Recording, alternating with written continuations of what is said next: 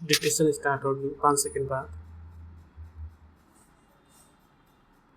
Yes, उपाध्यक्ष महोदय, हो सकता है आज या निकट भविष्य में हम लोकसभा का अधिवेशन दिल्ली के बाहर कहीं न कर सकें, लेकिन भविष्य में ऐसी स्थिति आ सकती है और यदि हमारे संसदीय कार्यों का मंत्रालय चाहे और इस संबंध में शीघ्रता करे तो वह भविष्य निकट में भी आ सकता है, जब हम अपनी संसद का अधिवेशन दिल्ली के बाहर कहीं कर सके।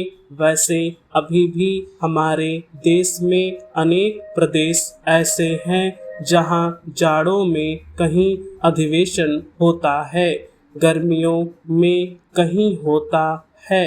जम्मू कश्मीर की विधानसभा गर्मियों में श्रीनगर में बैठती है तो जाड़ों में जम्मू में बैठती है। बम्बई की विधानसभा भी पूना में बैठा करती थी।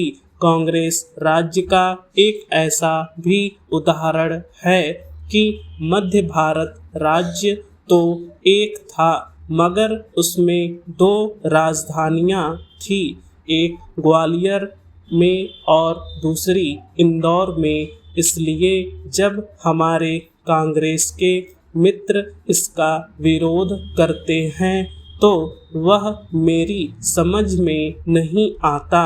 जहाँ तक कठिनाइयों का संबंध है उन्हें हम हल करने का प्रयत्न करें, लेकिन इस प्रश्न के साथ भावनाएं जुड़ी हुई है और हम उनकी उपेक्षा नहीं कर सकते।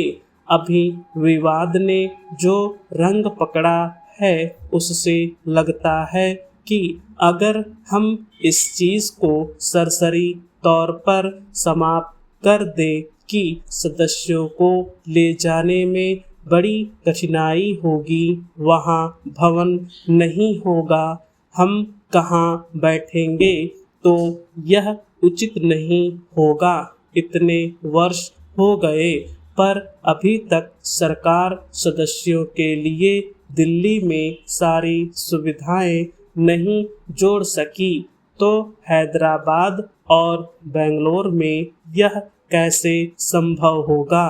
यह तर्क भी दिया जा सकता है और इन तर्कों में बल भी है, मगर इस प्रस्ताव के मूल में जो भावना है उसका समादर किया जाना चाहिए कि देश की एकता को पुष्ट करने के लिए यह बात कही जा रही है।